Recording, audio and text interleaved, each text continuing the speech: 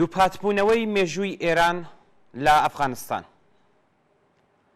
سیستمی وەلایەتی فەقیه شیعە لە ئێران لەگەڵ ئیماراتی ئیسلامی تاڵبانی سونی لە ئەفغانستان بە فکر و بەکردەوە گەلێک خاڵی هاوبەشیان هەیە کە یەکجار زیاتر لە جیاوازیەکانیانن.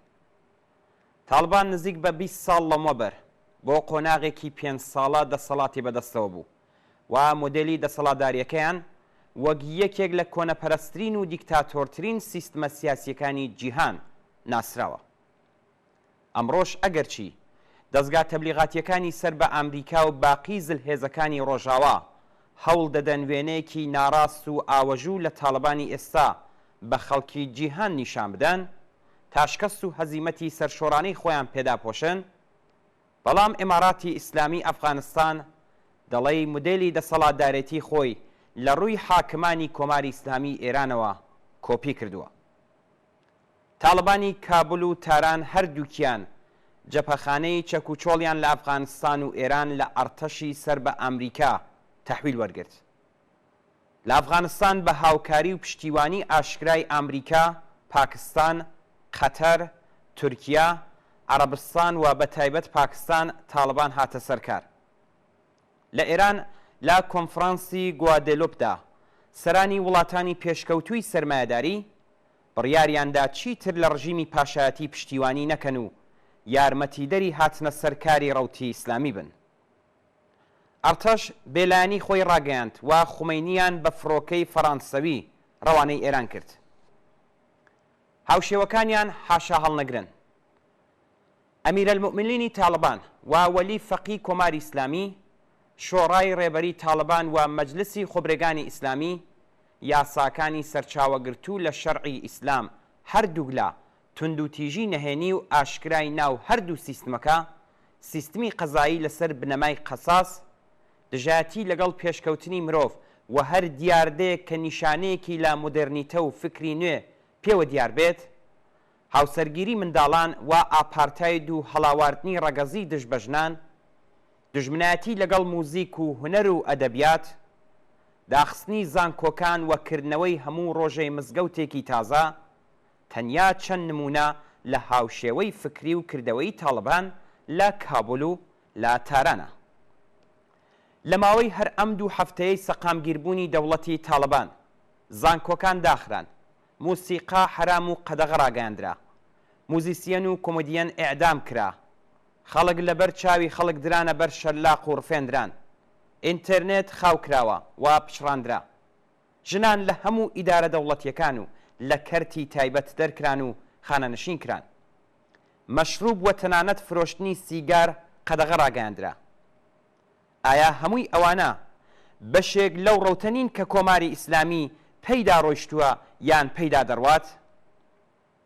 ڕێبەری تاڵبان بە وردی مۆدێلی دەسەڵاتدارێتی کۆماری ئیسلامی ئێران و باقی کۆنەپەرستانی ناوچەکەی داوەتە بەر توێژینەوە و لە ئەزموونەکانیان کەڵکی وەرگرتووە و با متمانە بەخۆییەکی یەکجار زیاتر لەوان مۆدێلی دەسەڵاتدارێتی خۆی داڕشتووە و هەنگاو بە هەنگاو خەریکە بەڕێوەی دەبات. کۆماری ئیسلامی ئێران مەشروبی حرام و مادەی هۆشبەری بەکردەوە ئازاد کرد و لە ئێستادا چەند ملیۆن کەس لە جەمعیەتی ئێران گیرۆدەی مادەی هۆشبەرن و ڕێژەی بەکارهێنانی ئەلکۆل لە ئێران یەکجار زیاتر لە وڵاتانەیە کە فرۆشتنی مەشروب تیاندا ئازادە. لە ئەفغانستان بەشێکی گەورە لە ئابووری و هەزینەی شەڕی چەند دەی تاڵبان لە قاچاغی مادەی هۆشبەرەوە دابین دەکرێت و ئاماری گیرۆدەبوانی ئەفغانی بە مادەی هۆشبەر یەکێک لە کێشە جددیەکانی کۆمەڵی ئەفغانستانە.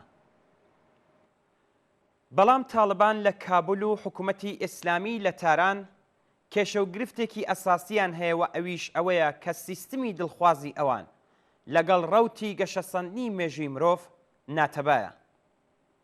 ئەگەر تاڵبانی کابل و تاران 1400 ساڵ لەمەوبەر و لە بیابانەکانی عەرەبستاندا پێک هاتپایەن، لەوانە بوو ئەو کات تا ڕادەیەک شانسی دەسەڵاتدارێتی و هۆگرایەتیان لەلایەن خەڵکەوە بەدەست هێنابووە.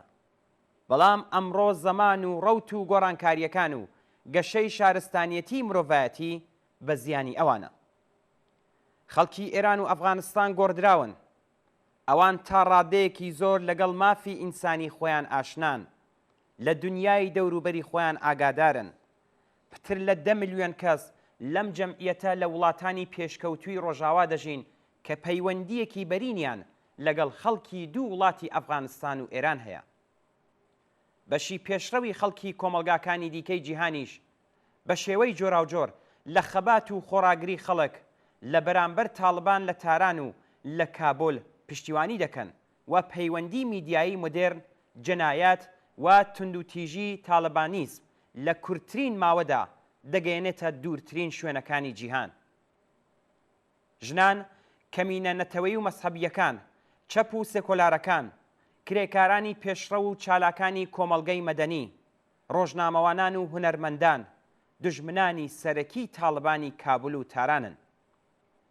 ئەم هێزە ملیۆنیە ملکەچی دەسەڵاتی کۆنەپەرست و بەربەریەتی تاڵبان نابێت و درەنگ یازوو ئەم دوو نیزامە نابەوەخت و نەخوازراوە لە زبڵدانی مێژوو دەهاوێن. ئەگەر خەڵکی ئازاردیت و سەرکوتکراوی دوو وڵاتی ئەفغانستان و ئێران دایان هەوێ یەک جار وە بۆ هەمیشە لە چنگ تاڵبانی کابل و تاران ڕزگاریان بێت، تەنیا نەفرەت لە تاڵبان و لە ئاخۆند بەس نییە. پێویستە بە ئاشکرا و لێبراوانە خوازیاری جیایی مەسەب لە دەوڵەت، لە سیستمی پەروەردە و بارهێنان و لە دەستگای قەزایی وڵات بن. پێویستە خوازیاری ڕاگررتنی هەر جۆرە یارمەتیەکی ماڵی حکوومەت بە دەستگای مەسەبی بن و گشت دارایی و داهاتی ناوەندە مەسەبیەکان بڕواتە ناو سیستمی ماڵیاتی وڵاتەوە و هیچ ڕێبەر و ناوەندێکی مەسەبی بە خاتری مەسەبی بوونەکەی لە یارمەتی دەوڵەتی بەهرەمەند نەبێت. ئەگەر ئاستی تووڕەیی و نەفرەتی ڕەوای خەڵک لە ئاخوند و تاڵبان لەگەڵ داخوازی ڕوون و لێبراوانە و دموکراتیک هاوسەنگ نەبێت، ئەگەر ژنان و پیاوان لە بواری کۆمەڵایەتی، سیاسی و ئابووریدا مافی یەکسانیان نەبێت، ئەگەر هاوسەرگیری منداڵان قەدەغە نەکرێت و تاوان لە قەڵەم نەدرێت، ئەگەر ئازادی سیاسی و مەدەنی زەمانەت و دابین نەکرێت، لەوانەیە تاڵبانی کابل و تاران بڕوخێن، بەڵام تاڵبانیزم لە پوششێکی دیکەدا دێتەوە سەرکار.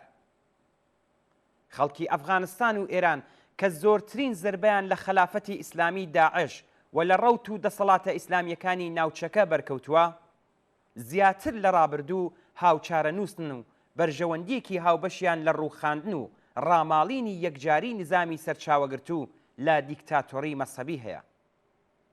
بێگومان هیچ جیاوازیەکی نییە کە ئەم نیزامە داعش بێت یان تاڵبان یان دەسەڵاتە کۆنەپەرستەکانی ناوچەکە کە لە تند ئاژۆیی مەسحەبی لە ئێران و لە ئەفغانستان پشتیوانی دەکەن.